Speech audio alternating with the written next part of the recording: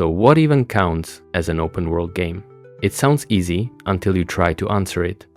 because a big map is not enough. Since a racing track can run for miles and nobody calls that open, and going anywhere is not it either, since you cannot enter most buildings in these games. The honest answer is stranger than that, because an open world is a place bigger than the screen you are looking at, one you move through under your own steam, choosing your own path, a world that feels like it was there before you arrived and keeps going after you leave. That idea is far older than the giant maps people picture today, and its story runs across roughly 50 years, from a cave drawn in nothing but typed words to a space game that fit 8 galaxies onto one floppy disk by faking them with math, to a game that promised 18 quintillion planets and drew so much anger, the man behind it ended up calling the police. Hold on to that opening question, because by the end, the answer shifts one more time. And to understand any of it, we have to go back to a time before games had pictures at all. That time is the mid-1970s, when a programmer named William Crowther built something on a big shared computer that almost nobody outside a university had ever seen. He was a caver whose marriage had just ended, and he wanted to make something his daughters could play. So he typed out a version of a real cave system in Kentucky and turned it into a game you read rather than watched. It was called Colossal Cave Adventure. And instead of showing you anything, it described the room you were standing in, and you typed plain words like "go north" or "take lamp." And the world answered back in sentences. What mattered was not the words, but the shape of the thing, because the cave was bigger than any one screen. It was a connected web of rooms you held in your own head, and you wandered through it, making your own choices about where to go and what to carry. A student named Don Woods later expanded it into something even larger, and from that single typed cave grew a whole genre of text adventures that taught a generation of programmers that a game could be a place. That is the seed of everything in this video, a world you move through freely that is larger than the part of it you can see at once. And the only thing missing so far was a picture. The picture arrived in 1980 on a little wood-grained box called the Atari, when a young programmer named Warren Robinett decided to take that typed cave and actually draw it. The game was simply called Adventure, and it gave you a square to push around a world of connected rooms, with a key to grab, gates to open, and dragons that looked, fairly or not, a bit like ducks. And the genuinely new trick was that when you walked your square off the side of the screen, the picture flipped to a brand new room. The world clearly continued past the edges of your television. It was one of the first games where you could see that the place was bigger than the view, and you found your own way through it. Robinett also did something sneaky that matters to this story, because the company he worked for refused to put programmers' names on their games. He hid a secret room deep inside the world that you could only reach by carrying an invisible single dot to exactly the right spot. And inside that hidden room, glowing letters spelled out the words created by Warren Robinett. He had already quit by the time the game shipped, and when players found it, the company left it in and gave the trick a name, calling these hidden surprises Easter eggs, a word gamers still use today. The first graphical open world also gave us the first famous secret hidden inside a game world, and the idea of exploring a space to find things its makers buried in it. While all of that was happening on game consoles, something far more ambitious was being built on home computers. And in 1984, two students at Cambridge in England, David Braben and Ian Bell, released a game that still sounds impossible for its time. It was called Elite, and it dropped you into the cockpit of a spaceship in a galaxy you could fly anywhere inside of, buying low, selling high, fighting pirates, and earning your way up to the rank the game was named after. It was three-dimensional. It ran on a tiny home computer called the BBC Micro that had barely any memory at all, and it gave you a whole universe to roam,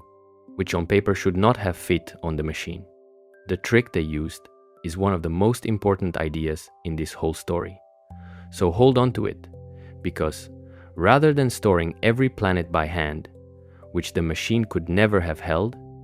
they used a clever bit of math to build the worlds on the fly. The same calculation producing the same 8 galaxies every time, each planet with a name, a government, and an economy. More than 2,000 worlds conjured out of almost nothing. That technique of growing a world from a set of rules instead of drawing it all out by hand is called procedural generation, and it shows up again and again across this entire history, giant role-playing maps to a game with 18 quintillion planets. And it started right here, with 2 students fitting a galaxy into a computer the size of a textbook. Around the same time, on the other side of the open world idea, an American named Richard Garriott had been building fantasy worlds you could wander since the late 1970s in a long-running series called Ultima. Garriott went by the nickname Lord British, and his Ultima games gave you a top-down land full of towns, dungeons, forests, and people to talk to, where you were free to roam and the world reacted to how you behaved, even judging whether you were honest or kind. Hold on to Garriott's name, because he is going to show up again decades later when this story reaches the moment thousands of strangers started living inside the same world at once. Japan was building its own version of this idea at the very same time, and it is a branch most Western players have never heard of, which is exactly why it belongs in a complete history. In 1984, a designer named Yoshio Kiya made a game called Dragon Slayer, and that year also brought a game called Hydlide, and both of them mixed exploring an open land with fighting and leveling up, meshing together the wandering of a Garriott world with real-time combat in a way that helped invent a whole Japanese style of adventure game. These games were huge in Japan and pushed the idea that an open world was not just for flying spaceships or reading text, it could be a living land you hacked your way across, a thread that runs straight into the most famous exploration game ever made. That game arrived in 1986 when a designer at Nintendo named Shigeru Miyamoto turned his childhood memories into a video game, and it changed exploration forever. Miyamoto had grown up wandering the hills, fields, and caves around his home in the Japanese countryside, and he wanted to bottle that feeling of pushing into the unknown, not knowing what was over the next hill. The result was The Legend of Zelda, first released in Japan on a strange add-on called the Famicom Disk System, and then sent around the world on a golden cartridge for the Nintendo Entertainment System, and it dropped you into a land with almost no instructions, free to walk in nearly any direction,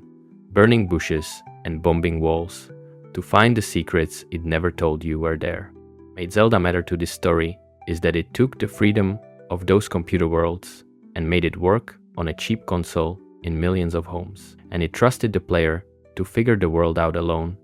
which was almost unheard of at the time. The golden cartridge even held a battery inside, so the game could remember where you had been, meaning you could explore a little, stop, and come back later to a world that was waiting for you, and that simple thing helped turn open exploration from a niche computer hobby into something a kid on the living room floor could love. The pieces were all on the table now. The freedom, the secrets, the sense of a place bigger than the screen, and the next thing the genre needed was to learn how to do all of that in true 3 dimensions. But before we get to the famous modern worlds, there's a stretch of the 80s and early 90s where a handful of strange,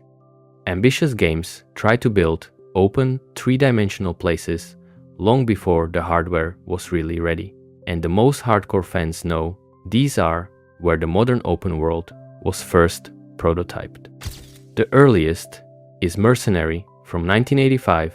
made by a designer named Paul Wokes, which crashed you onto an alien planet inside a wireframe city you could fly and drive around with total freedom, finding hidden tunnels and even blowing up buildings, all rendered as thin glowing lines because the computers of the day could draw nothing more. It was an open city years before anyone used that phrase, running on machines most people now would not recognize as computers at all. A year later, in 1986, a British game called Turbo Esprit did something that sounds startling when you realize how early it was, because it gave you a whole working town with cars driving on real roads, traffic lights, junctions, and a car of your own to chase criminals through it, which makes it one of the very first driving games set in an open city with traffic obeying its own rules. People who know their history point at Turbo Esprit as a clear ancestor of the car-chasing open city games that would explode a decade and a half later. The line gets even clearer in 1991 with a game called Hunter on the Amiga computer, which dropped you onto a group of islands rendered in solid, blocky 3 dimensions and simply let you do whatever you wanted, stealing boats, tanks, bikes, and helicopters, taking on missions in any order, and roaming an open landscape with a goal but no leash. Many people who study this genre call Hunter the first true 3-dimensional open-world game in the shape we would recognize today, because, unlike the wireframe cities before it, this was a solid world full of vehicles you could grab and a map you could cross however you liked. Almost exactly the recipe a very famous series would become rich on a few years later. And there is one more deep cut that is too good to skip, because in 1990, a young company called Bethesda, which most people only know today for its giant fantasy worlds, made a game based on the film The Terminator. And instead of a straight shooting game, they built an open, 3-dimensional slice of Los Angeles. You could roam the city streets freely as either the hero or the killer robot, grabbing weapons and vehicles and hunting each other across an open map. Years before the studio became famous, which means the company, now known for some of the biggest open worlds ever made, was already experimenting with the idea at the very start. Keep Bethesda in mind, because their name comes back in a big way once this story reaches a land of dragons. Now, we get to the part of the story most people think of as the real beginning, even though you now know it had decades of build-up. And it starts with a Scottish studio called DMA Design, founded by a man named David Jones, who had already had a giant hit with a puzzle game about little green creatures called Lemmings. In 1997, DMAI Design released a game called Grand Theft Auto, and this first version was not the 3-dimensional world people picture today. It was seen from high above, looking straight down on tiny cars and people. But the idea underneath was pure open world, because it handed you a whole city and told you to make money through crime any way you like, stealing any car and causing as much chaos as you could survive. But before that famous leap into 3 dimensions, DMA Design made a game that the hardcore consider the true missing link, and it is one of the most overlooked games in this entire history. In 1998, they released Body Harvest on the Nintendo 64, a game where you roamed huge open landscapes across different time periods, driving and flying any vehicle you could find to fight off aliens harvesting humanity, with open worlds, vehicles you commandeered, and missions you tackled across a free roaming map, which is the Grand Theft Auto formula in everything but name. Nintendo grew uneasy about its violence and stepped back from publishing it, so it came out under other companies and never sold well, but the people who made it carried those open world lessons straight into the game that would change everything. While DMI Design was sharpening the city sandbox, a legendary Japanese designer named Yu Suzuki was building something on a completely different scale. And the sheer money behind it still sounds unbelievable. Suzuki was already famous at Sega for arcade hits, and in 1999 he released Shenmue on the Sega Dreamcast, a game that tried to simulate an entire real-feeling slice of life in 1980s Japan, with a town where shops opened and closed on a clock, where the weather changed with the real calendar, where you could talk to almost anyone, open drawers, and watch ordinary people go about their day on their own schedules. Less a power fantasy than a quiet, detailed world you simply lived inside while slowly chasing a story of revenge. The cost of building all that detail was enormous, and while the exact number has always been argued over, Shenmue is widely reported to have cost somewhere around $47 to $70 million when you count its development and the work shared with its sequel, which made it one of the most expensive games ever made up to that point. That was movie money spent on a single game for a console already losing the war against the PlayStation, and Shenmue never sold anywhere near enough to earn it back. And yet, it planted ideas that the whole genre would later borrow. The lived-in town that runs on its own clock, the crowds of ordinary people with daily routines, the world that feels like it does not revolve entirely around you, all of which would become standard in the giant open worlds still to come. Getting back to DMA design, by the start of the 2000s, the studio had been folded into a publisher run by two brothers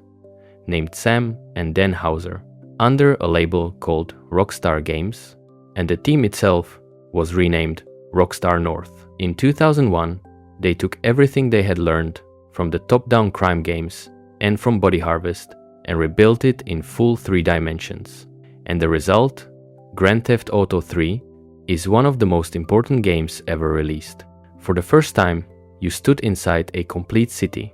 called Liberty City that you could drive across in real time from a camera behind your character, free to follow the story or ignore it, stealing any car, turning on the radio, and causing mayhem in a world that just kept running around you. Grand Theft Auto 3 Explode was not just that it was 3-dimensional, it was that it made the open city feel like a place you could simply mess around in for the joy of it, with no mission at all, and that freedom hit people like nothing before it. It sold by the truckload, became the best-selling game of its year in the United States,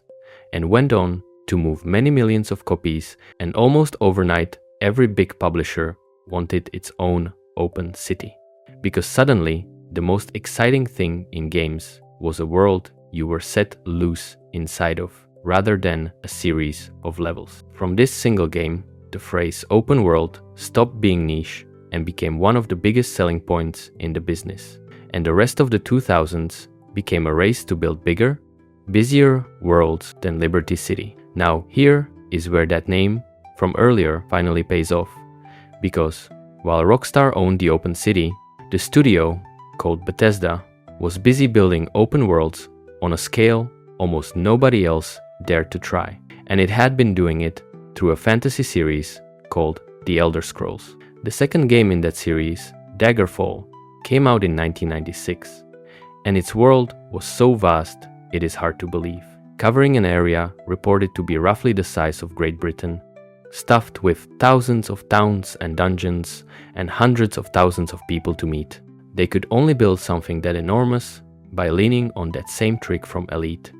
procedural generation, growing most of the map from rules instead of placing every piece by hand, which is the only way a small team could ever fill a country-sized world. The catch with a world grown by math is that a huge amount of it feels samey, with towns blurring together and dungeons that twist into confusing tangles, and so Bethesda made a choice that shaped the genre, deciding that for their next games, they would shrink the size but build every inch by hand. In 2002, they released Morrowind, set on a strange volcanic island of mushroom forests and alien architecture,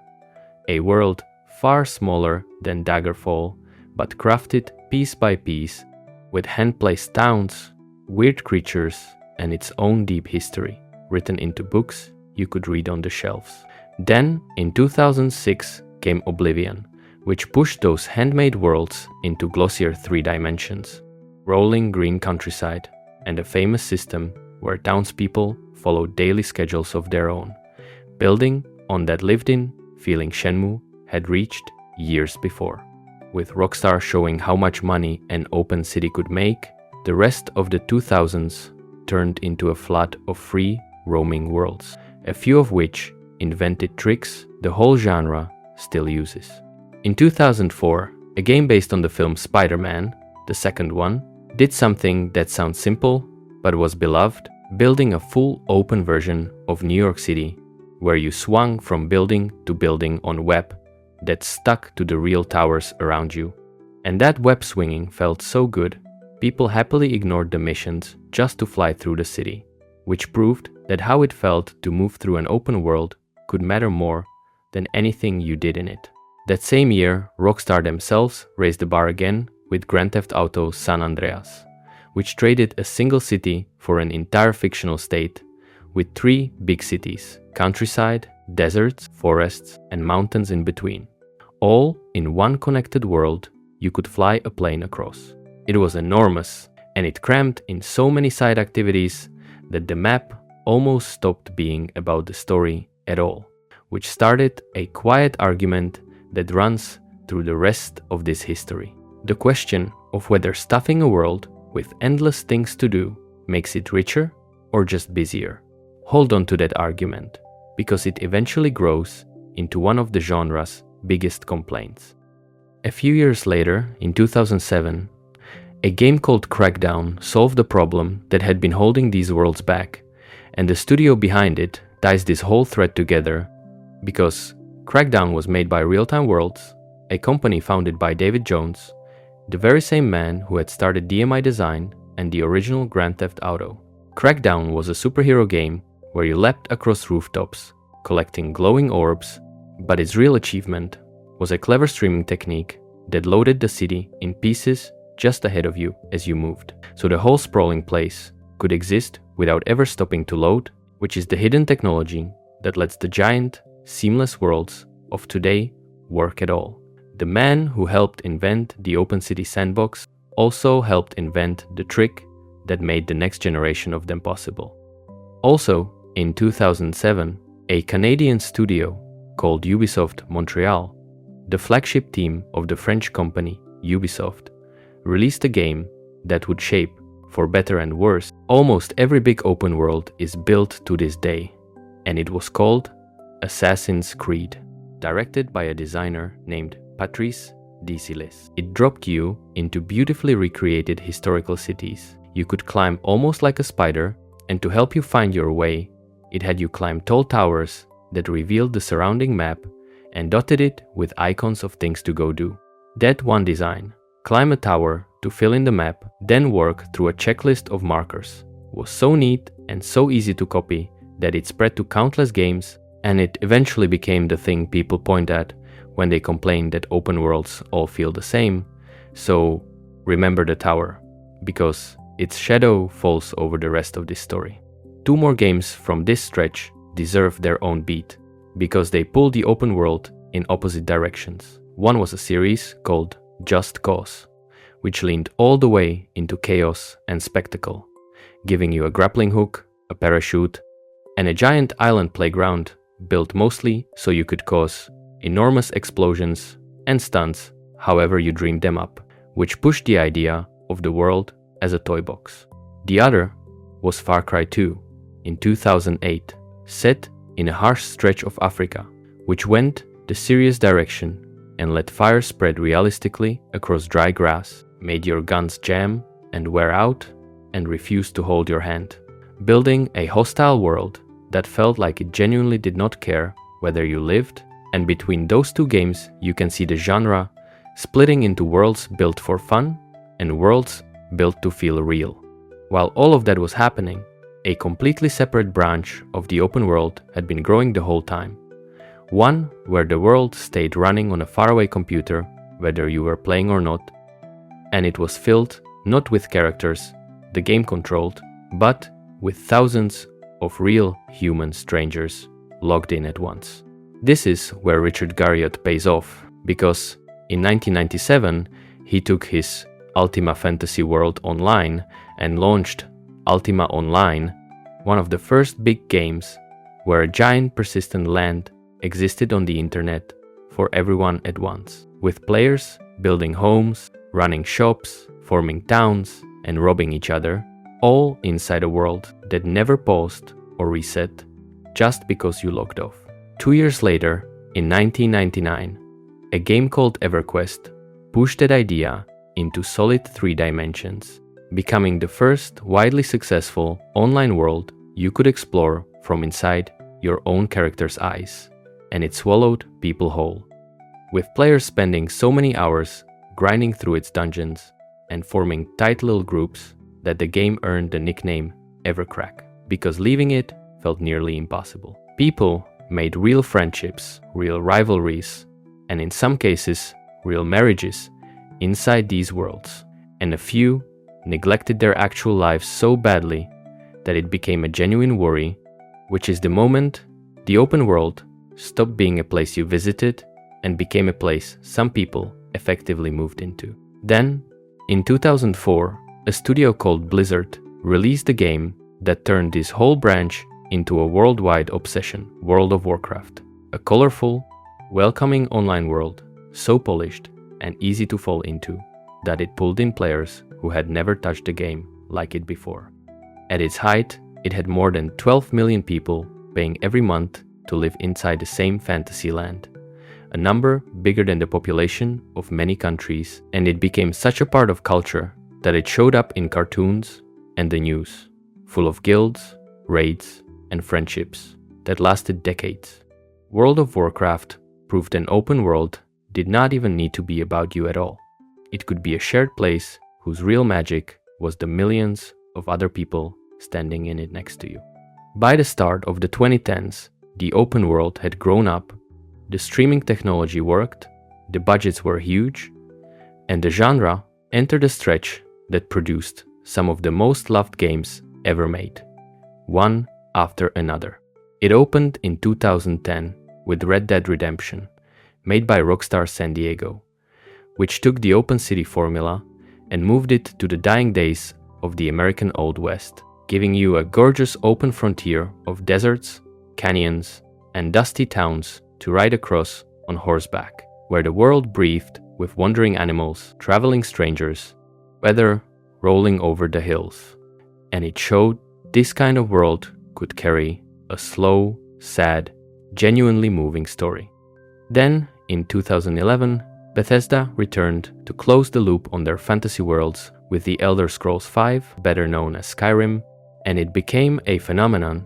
that has barely stopped selling since. It dropped you into a cold northern land of snowy mountains, pine forests, and Viking-style towns, told you almost nothing, and let you wander off in any direction to become whoever you wanted, and the now famous image was looking up at a mountain in the distance and simply deciding to climb it.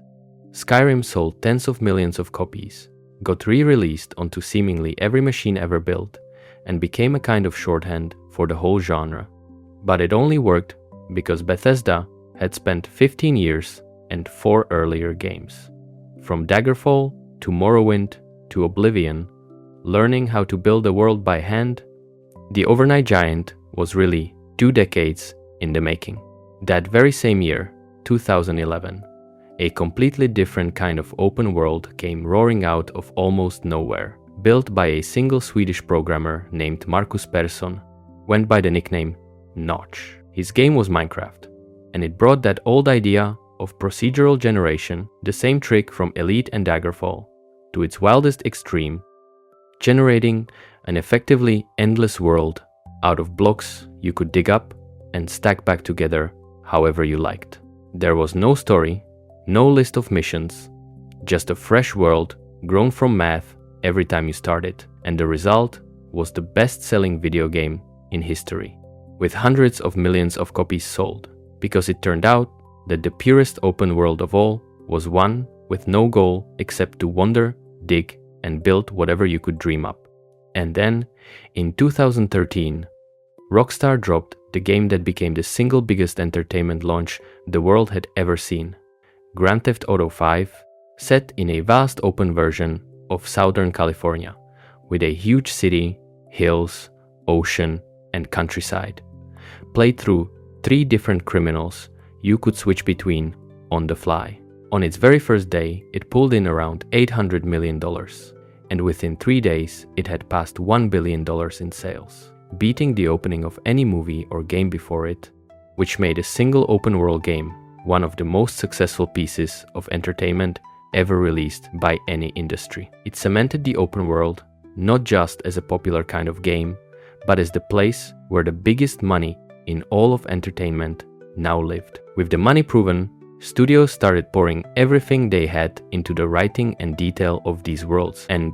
in 2015, a Polish studio called CD Projekt Red released a game that many people still consider the high point of open world storytelling, The Witcher 3. It set you loose in a huge, muddy, war-torn fantasy land as a monster hunter for hire. And what made it special was not its size, but the care poured into it. Because even the smallest side quest, tucked away in a far corner of the map, could turn into a short story with real weight and a hard choice, which answered that old argument about busy worlds head-on by proving the side stuff could be as good as the main path. And it sold tens of millions of copies and set a bar other studios are still chasing. That same year, a famous Japanese designer named Hideo Kojima brought his long-running stealth series into the open world with Metal Gear Solid 5, and it had the strange honor of being both a high point of the craft and the end of an era, because it was his last game at the company Konami, before a bitter split sent him out on his own. Metal Gear Solid 5 took the careful sneaking of his earlier games and dropped it into wide open landscapes of Afghanistan and Africa, where you could approach any base from any direction, by day or night, in whatever way you cooked up. And the open world made the stealth feel like a real, unscripted problem you solve fresh each time. Though the game itself was famously left unfinished as the relationship behind it fell apart. By the middle of the 2010s, the open world was so successful, it was starting to feel formulaic. Too many maps that were just a tower to climb and a checklist of icons to clear. And the next stretch of this history is about studios trying to break free of that and surprise people again. The boldest swing came in 2016 from a tiny British studio called Hello Games, led by a designer named Sean Murray, with a game called No Man's Sky that revived the oldest dream in this whole story, the elite dream of a procedurally generated universe, and pushed it to a size that sounds made up. The game promised 18 quintillion planets, each one grown by math and almost certainly never to be seen by another human being, a number so large that even if every person alive visited a planet a second, we would all die long before running out of them. The launch of No Man's Sky became one of the most infamous disasters in gaming, because the real game that arrived was missing many of the things people thought had been promised, and the backlash was so vicious that Sean Murray reportedly received death threats, and the studio went quiet for a long time. But what happened next is one of the great comeback stories in this history, because instead of walking away, Hello Games spent years releasing free update after free update, adding the multiplayer, the base building, the living ships, and the depth that had been missing, slowly rebuilding the game and its reputation, until many of the same people who had been furious came back and called it one of the best comebacks in gaming. It is the redemption arc of the open world, a procedural dream that crashed on launch and was patiently rebuilt into the thing it had promised to be. The biggest reinvention of all arrived in 2017, when Nintendo went back to the series that helped start console exploration in the first place and tore the whole formula down to rebuild it, with The Legend of Zelda: Breath of the Wild. Directed by Hidemaru Fujibayashi and produced by Eiji Aonuma, it threw out the checklist of icons and gave you a huge world ruled instead by simple physical rules that always behaved the same way. Fire spread, metal pulled in lightning, things rolled downhill, and you could climb almost any surface and glide off the top of it. Instead of telling you how to solve its puzzles, it gave you a world that obeyed its own logic and trusted you to combine those rules in clever ways, which felt like that original Zelda feeling of cresting a hill, not knowing what lay beyond it, now blown up to the size of a kingdom. Breath of the Wild was so admired that it sent a shock through the whole industry, and you can see studios reacting to it in the games that followed, even ones already deep in development. That same year, a studio called Guerrilla Games released Horizon Zero Dawn, a striking open world where a young woman hunted enormous robot animals shaped like dinosaurs across green ruins of our own fallen civilization. Mixing a handcrafted map full of markers with a genuinely fresh setting and one of the better mysteries the genre had told. Between a Zelda that ran on physical rules and a world of robot beasts roaming overgrown cities, 2017 showed the open world still had plenty of new places to go, even after decades of being told it was running out of ideas. The next year, 2018, Rockstar answered with what might be the most detailed open world ever built, Red Dead Redemption 2, a prequel to their western that obsessed over realism to a degree that stunned people and worried them in equal measure. The snow fell and left tracks. Your horse reacted to the cold. Animals had hidden lives. Strangers remembered if you had helped or robbed them. And the world held so many tiny touches that players spent years still finding new ones. But it also came out that the people who built that detail had worked brutally long hours to finish it, and the human cost of these enormous worlds became part of the conversation around them. The bigger and more lifelike the worlds got, the more it took out of the people making them,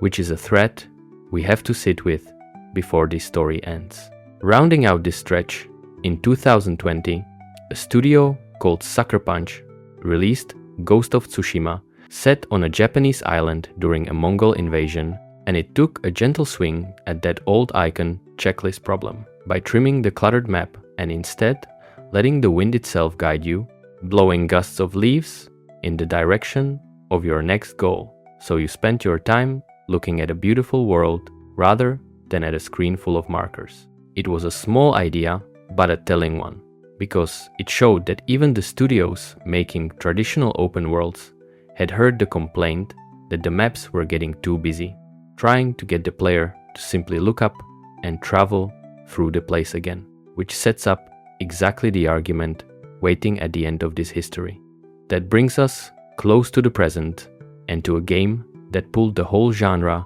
back toward the hard, unguided exploration that started it, because in 2022, a Japanese studio called From Software, famous for brutally difficult games, released its first true open world, Elden Ring. Made with story help from the author George Martin, it dropped you into a gigantic broken fantasy land and refused to hold your hand at all, giving you almost no map markers, no quest log, and no arrows pointing the way, just a strange and dangerous world that rewarded you for wandering off the path and discovering its secrets on your own. People loved it for exactly that reason,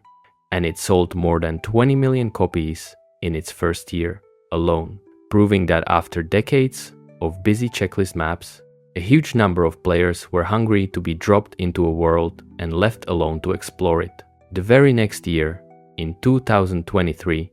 Nintendo returned with Tears of the Kingdom, a sequel to Breath of the Wild that took that world built on physical rules and added the ability to glue almost anything to anything else, letting players bolt their own machines together from the world's parts, from rafts and cars to flying contraptions and war machines, which turned the open world into something closer to a giant box of building toys over an adventure. Between Elden Ring stripping the map bare and Tears of the Kingdom handing players the tools to invent their own solutions, you can see the two roads the genre is walking today, one toward pure unguided discovery and one toward worlds you reshape with your own hands. Both of them reactions against the tired checklist formula that had taken over the years before. All of this has left the genre arguing loudly with itself, because for every player who loves a giant world, there is another who is tired of them, worn out by maps so stuffed with icons and busywork that they stop feeling like places and start feeling like long lists of chores. A complaint that even has a name now: open world fatigue. You can trace that exhaustion straight back through this video to the tower from Assassin's Creed that filled the map with markers, to the moment in San Andreas when the side activities started to swallow the map. And the most interesting games of the last few years, the bare world of Elden Ring, the wind of Ghost of Tsushima, the physical rules of Zelda, all try to answer it by trusting the player to explore again instead of marching them down a checklist.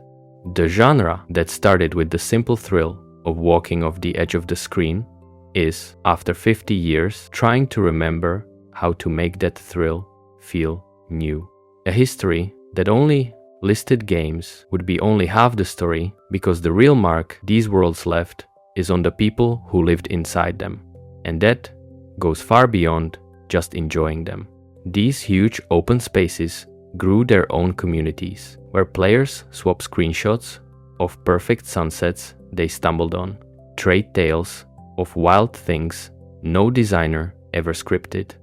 and build whole friendships around exploring the same world together, which is its own kind of emergent story. The moments a game lets you make rather than the ones it tells you. The open world turned out to be a machine for generating personal stories, and millions of people have a memory of a moment in one of these places that feels as real to them as anything that happened off the screen.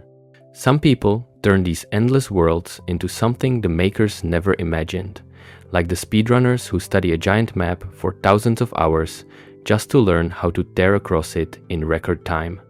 skipping huge chunks of the world by abusing its rules and slipping through walls, turning a slow exploration game into a frantic race against the clock. Others build tools to make their own additions to these worlds, fixing them, expanding them, and filling games like Skyrim with so much new player-made content that people are still adding to it more than a decade later, which means some of these worlds are kept alive less by the company that made them and more by the crowd that loves them. The open world stopped belonging only to its creators and became something the players kept reshaping long after launch. But the part of this story that deserves the most honesty is the cost of building these places, because somewhere along the way, the worlds got so big and so detailed that finishing them started to grind down the people making them. We saw it with Shenmue's budget that no game of its day could earn back, with Metal Gear Solid 5 left unfinished as its creator was forced out, and with the reports of brutal hours behind the staggering detail of Red Dead Redemption 2, and across the industry, the same pattern shows up again and again, that the bigger and more lifelike a world is, the more human effort it swallows to exist. Every one of these worlds that feels effortless to wander was built by people working far harder than the seamless result lets on, and a complete history of the open world has to hold that next to the wonder of the worlds themselves. So, we come all the way back to the question we started with. What even counts as an open world? After 50 years, the answer is both simpler and stranger than any of the easy guesses we threw out at the start. It was never really about the size of the map, or going anywhere, or having a lot to do,